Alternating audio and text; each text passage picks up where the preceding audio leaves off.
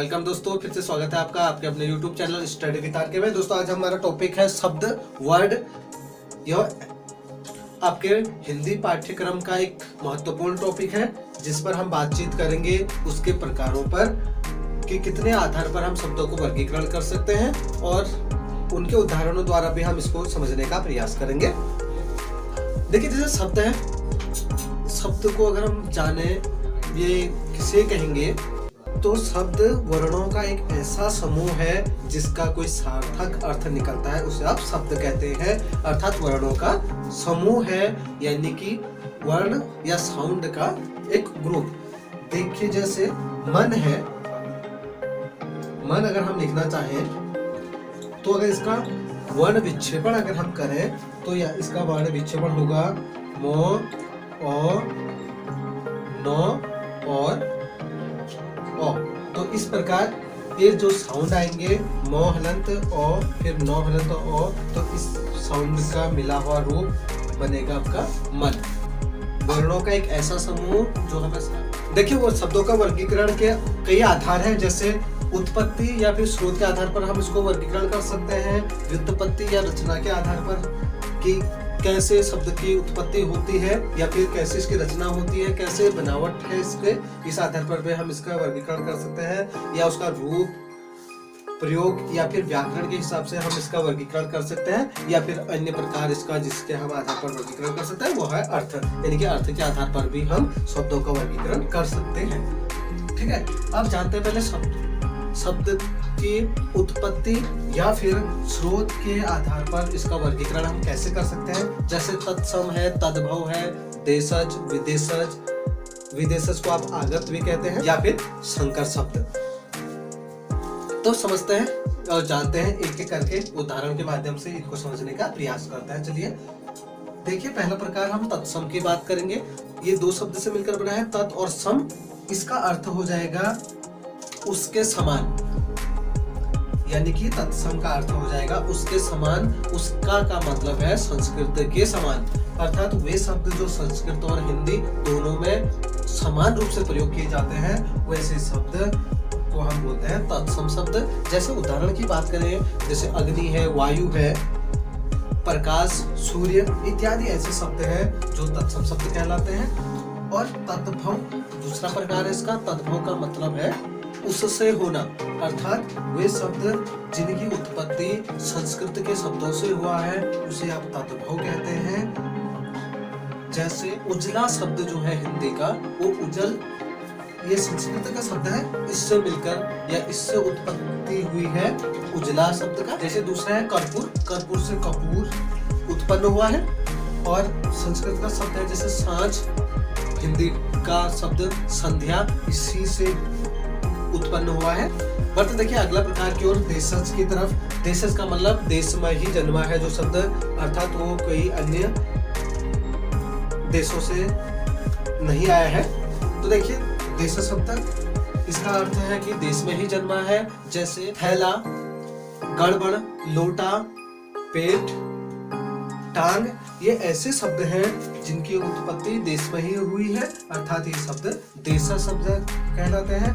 इसमें अधिकांशतः परीक्षाओं में लोटा या फिर थैला ये शब्द पूछ लिए जाते हैं, तो आपका सही उत्तर देशज हो जाएगा। अगला देखिए, अगला प्रकार है विदेशज या जिसे आप आगत शब्द भी कहते हैं। इसका अर्थ होता है विदेशों में जन्मा शब्द, यानी कि जिस देश में प्रयोग किया जा रहा है उस देश इसकी जन्मस्थली नहीं रही बल्कि कोई अन्य देश से इसका जन्म हुआ है।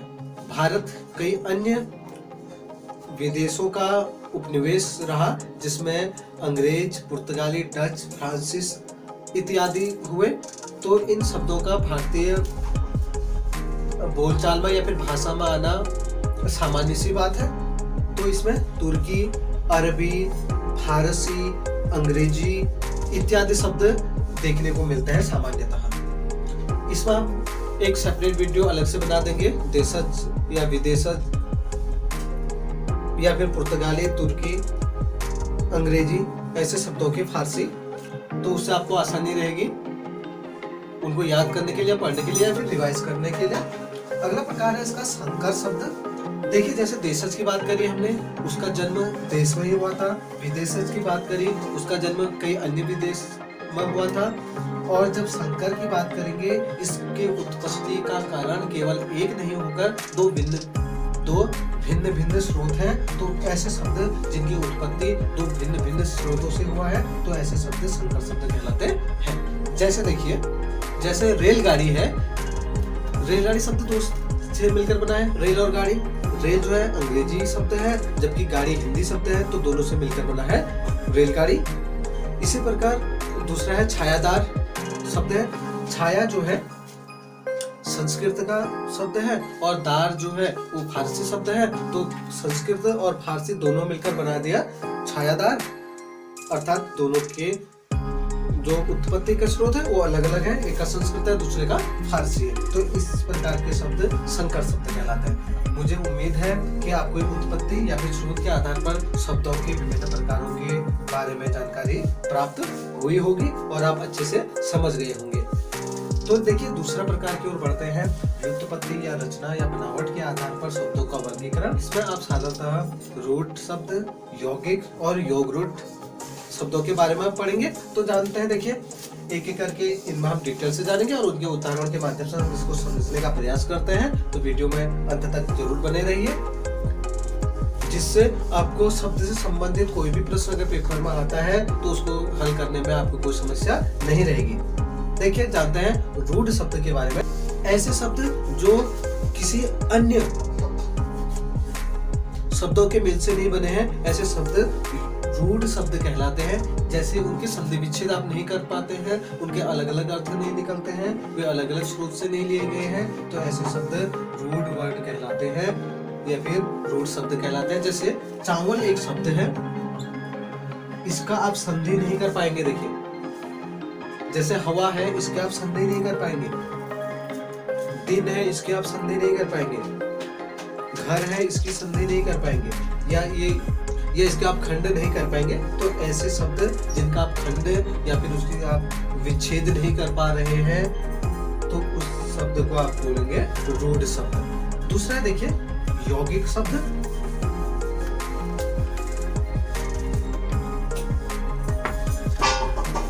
इसी का बिल्कुल विपरीत, रूढ़ में आप विच्छेद नहीं कर पा रहे थे, उनको तोड़ नहीं पा रहे थे। और यौगिक ऐसे शब्द हैं जिनको आप तोड़ सकते हैं, यानी कि जो दो शब्दों से मिलकर बना है उसे आप यौगिक शब्द कहते हैं। जैसे विद्यालय, विद्यालय शब्द है, ये दो शब्दों से मिलकर बना है, विद्या प्लस आलय। और जैसे विज्ञान है, ये भी दो शब्दों से मिलकर बना है, वि और ज्ञान। जैसे सामाजिक है, समाज प्लस इक, तो ये दो शब्दों से मिलकर बना है। तो इस प्रकार के शब्द यौगिक शब्द कहलाते हैं। पर तो देखिए अंतिम प्रकार की ओर, व्युत्पत्ति के आधार पर शब्द का अंतिम प्रकार है योग रूढ़। देखिए जो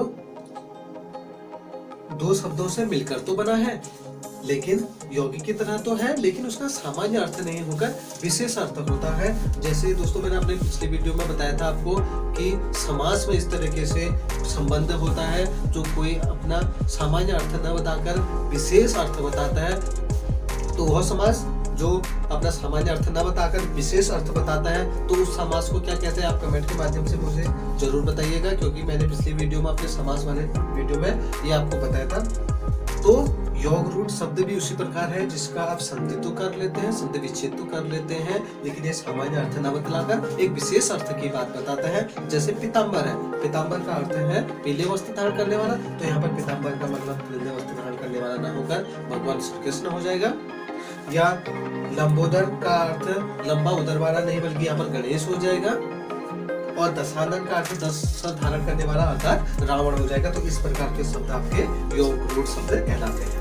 देखिए बढ़ते हैं अगले प्रकार की ओर, यानी कि रूप, प्रयोग और व्याकरण के आधार पर आप शब्दों को कितने प्रकार में बांट सकते हैं। तो इसमें दो शब्द या फिर दो प्रकार है, विकारी और अविकारी शब्द। जिस शब्द में लिंग, कारक या फिर क्रिया के आधार पर विकार उत्पन्न हो जाता है, विकार का अर्थ है कि परिवर्तन उत्पन्न हो जाता है, तो ऐसे शब्द विकारी शब्द कहलाते हैं। और जिसमें लिंग, वचन, क्रिया के आधार पर कोई विकार उत्पन्न नहीं होता, तो उसको अविकारी शब्द कहते हैं। देखिए जैसे लड़का दौड़ रहा है, तो ये पुल्लिंग की बात बता रहा है। जैसे लड़की दौड़ रही है तो यहाँ पर रहा है का क्या हो जाएगा, रही है हो जाएगा। लड़की आते ही जैसे लिंग परिवर्तन हुआ तो वहाँ पर हमारा क्रिया का भी क्या हो जाएगा, अंतर हो जाएगा, उसमें विकार उत्पन्न हो जाएगा। जहाँ पर लिंग कारक या वचन का कोई प्रभाव नहीं पड़ता है तो उसे अविकारी शब्द कहते हैं। जैसे ऐसे आज, कल, कब, क्यों, कैसे, कब, कहाँ, ये शब्द जब प्रयोग होते हैं तो इससे